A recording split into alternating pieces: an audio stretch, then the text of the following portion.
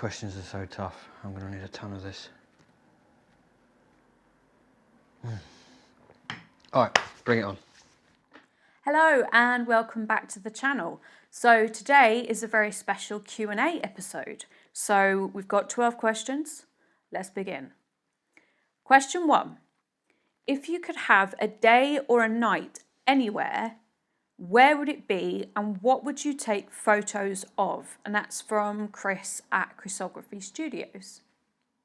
Great question. If I could go anywhere, absolutely anywhere, it would be the Patagonia region in Argentina. So the very tip of South America where it reaches the South Pole.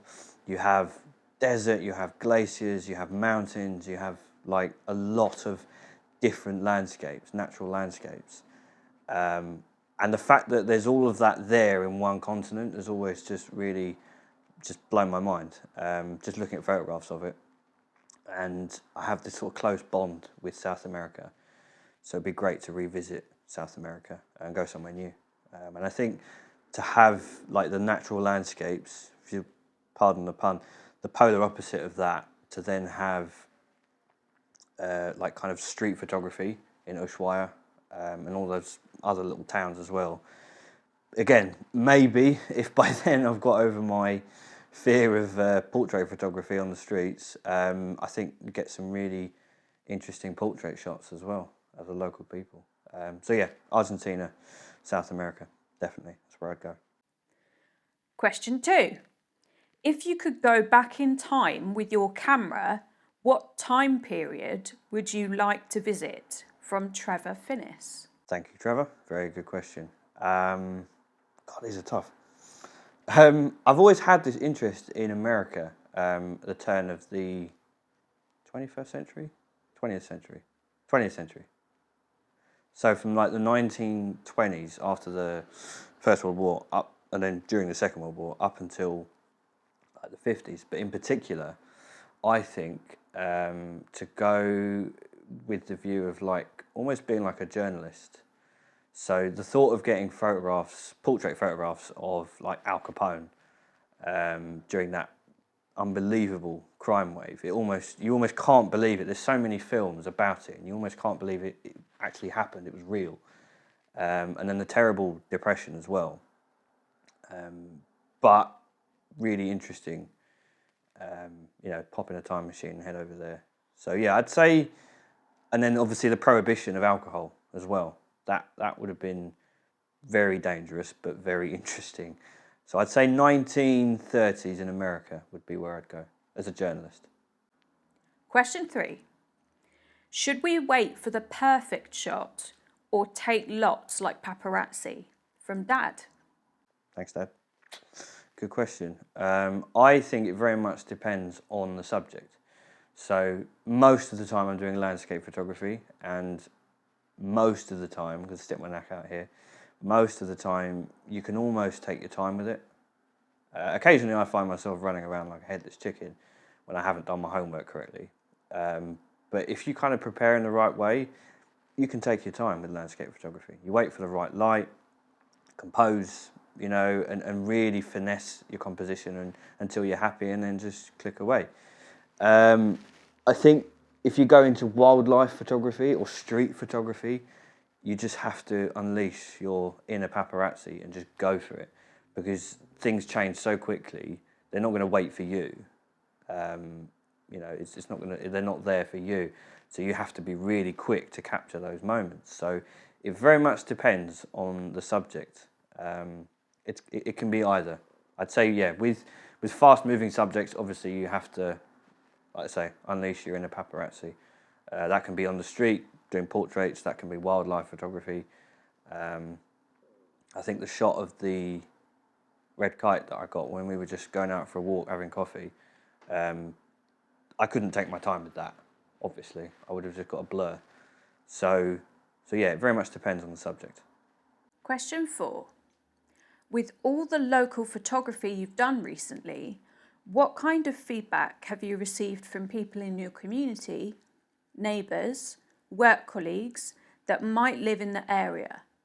From Paul at PC3 Photos. Really good question. I still have this thing where I don't share my YouTube videos on my personal Facebook page. I've always convinced myself it's the last thing that anyone's going to want to see. I'm probably doing myself out of a few views there, so maybe at some point I'll get over that. But in terms of local reaction's been really good. I've shared it to like a relevant group. So for example, the video I did along the Grand Union Canal, our bit of the canal, I shared that on Friends of the Grand Union Canal. And the reaction was great. A lot of people kind of commented and not just liked it, but actually interacted, which is, you know, really good. Blew me away. I didn't expect it. And the same with like wildlife photography I did at Horsenden Hill. Again, reactions were really good. And it even led to a little discussion about better settings for my camera, which was great. Because wildlife photography is not something I normally do. And I managed to interact with someone who also had the same camera as me. And we were like, he kind of just gave me a few tips, which I completely wasn't aware of. So it's been really positive reaction, I would say. But I need to get over the not sharing it on my personal Facebook page, I think, at some point. Question 5. In your Horsenden Hill video, I commented on toponymy, but can you remember what toponymy means? From Andrew at Andrew Hamilton Photography. No, I can't. I'm joking. Toponymy is the study of place names. And a toponym is a place name. So every place is a toponym. So Manchester, London, Milton Keynes. They're all toponyms. The one that I love best. The one that I love best is where we're from, Hanwell, and there's two of the most interesting origins. One, which is Hanwell, deriving from Hayen Whale, which is an Anglo-Saxon word for slaughter upon high ground, apparently. It's a little bit tricky to prove these things concretely, but it means slaughter upon high ground. Now, if you go to Cuckoo Hill, where it's a golf course now, isn't it? Round about the turn of just before 1900, so 1886 or something like that, when they were dividing up Hanwell Park Estate, and they found 7 graves of Saxon leaders, graves of 7 Saxon leaders, and spearheads and all these other things. That was found, that's proved. And you look more into it, and there was a battle between, I think, Romano-Saxon and Anglo-Saxon.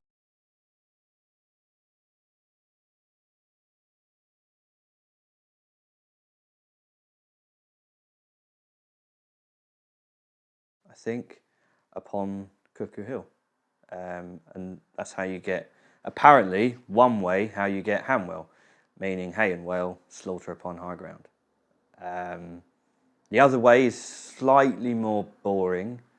Hannah meaning cockerel. Hannah, Han, and then vale meaning either spring or stream. I know which one I prefer. But it's really hard to prove concretely some place names. More so than, say, Brentford, that's a crossing over the River Brent.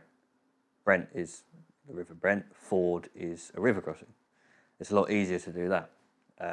So yeah, some of them are really interesting. Some of them it's not easy to completely prove. You just kind of have to almost go on it like it's folklore, which I think adds some mystery to it. I think it makes it even more interesting. There's a whole world of, there's subcategories within toponymy, which I tried to look at, my eyes glazed over and I just got migraine. So it's not for me. But toponymy is the study of place names. It's very interesting. Question 6. You did some urban street photography on a tea break recently, and I was impressed by the images and the content. Do you intend to do it again?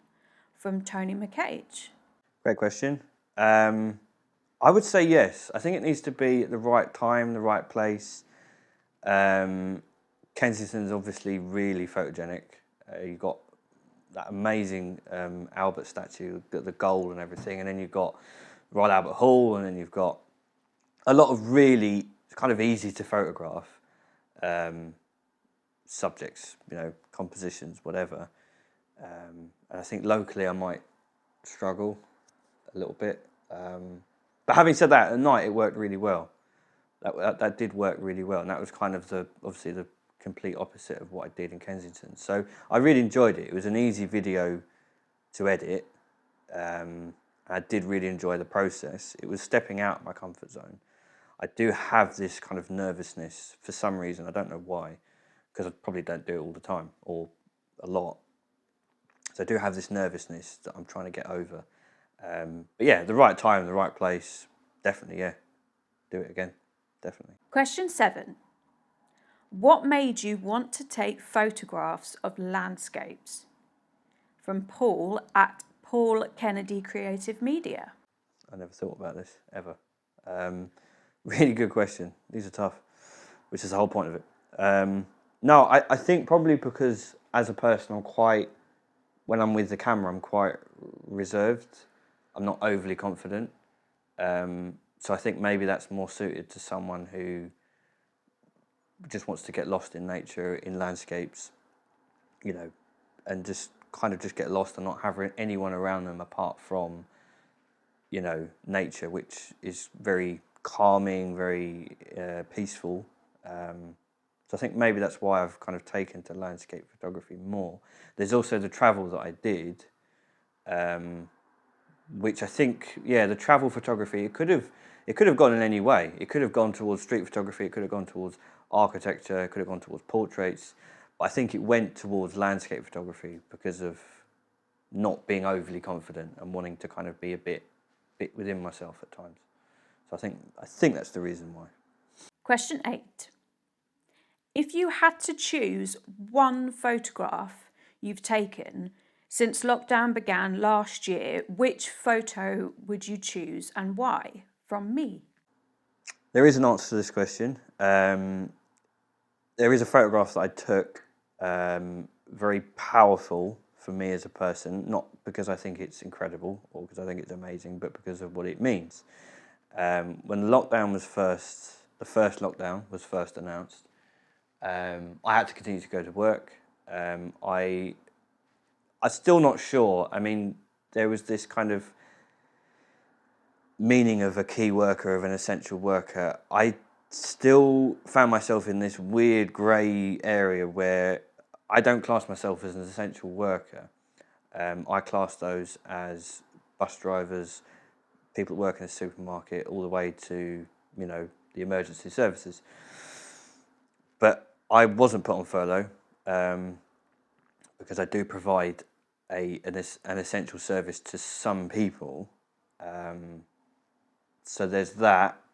And I didn't always know if I was doing the right thing for us. I didn't know if I was putting you in more danger.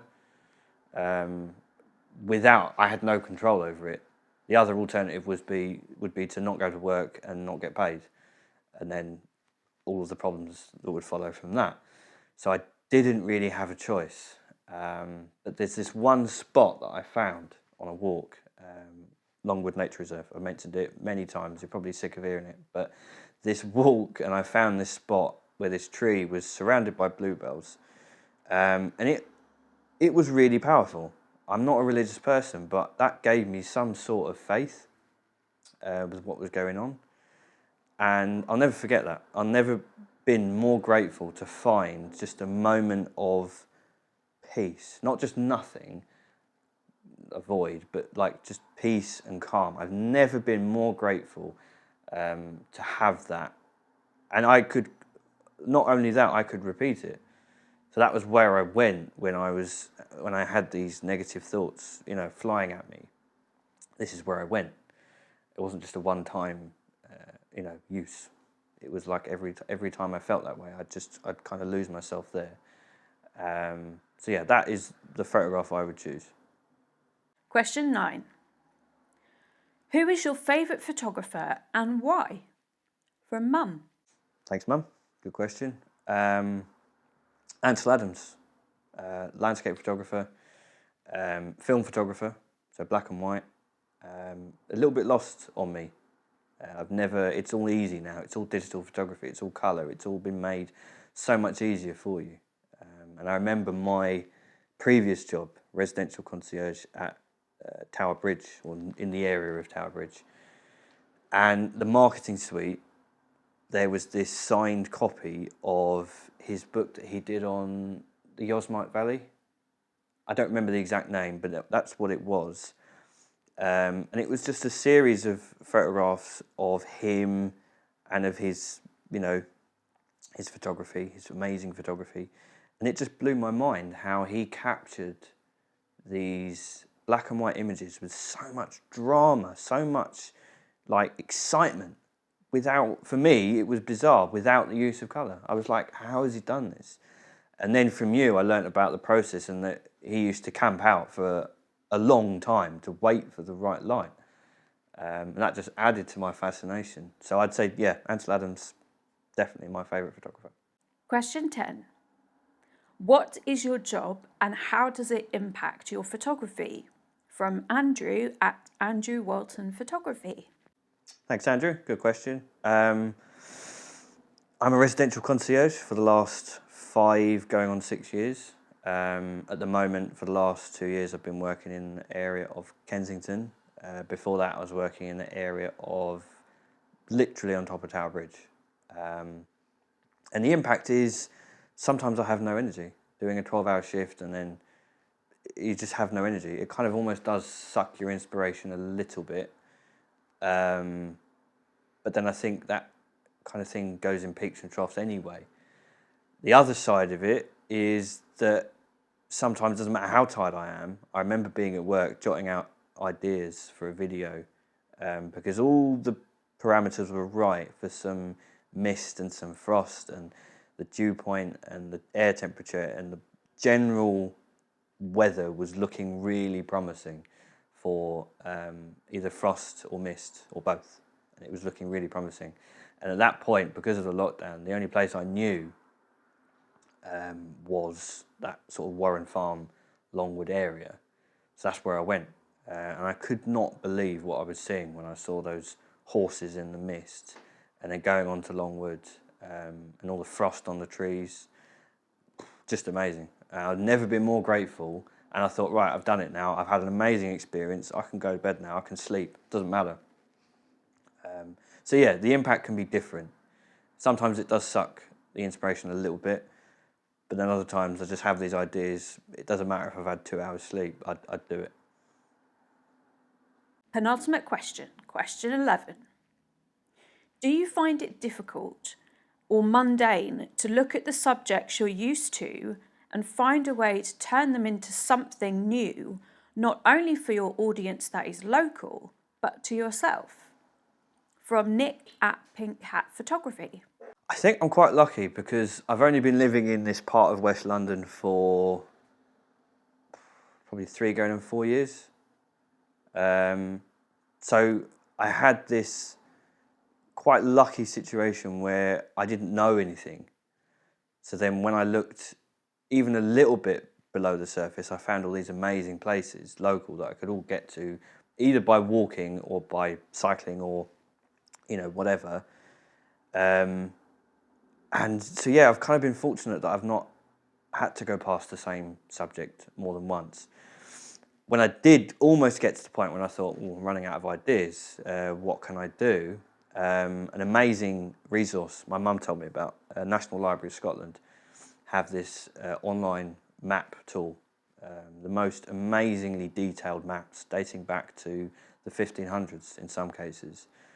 So then I found out all this history about places local like Horsenden Hill, North Aller Fields, and it just enabled me to go back with a completely different view on it. So I'd say the history really helps for me at the moment. The history behind my subjects really helps re-inspire me to go back to places. The final question, question 12. Where is your favourite photo location and why? from Daniel at Daniel Retham Landscape Photography. Thank you, Daniel. I would say it has to be that area of Longwood Nature Reserve, Warren Farm. So you've got the Grand Union Canal and River Brent, and then you've got the Windmill Lane, and you've got M4. A lot going on actually, but then within that, you've got, without even realising, I've taken like wildlife photography. I'm really quite happy with, quite proud of, and then without even realising that urbex photography, I didn't even know what it was. I just thought as a building with graffiti on it, it could work at sunset, and it did.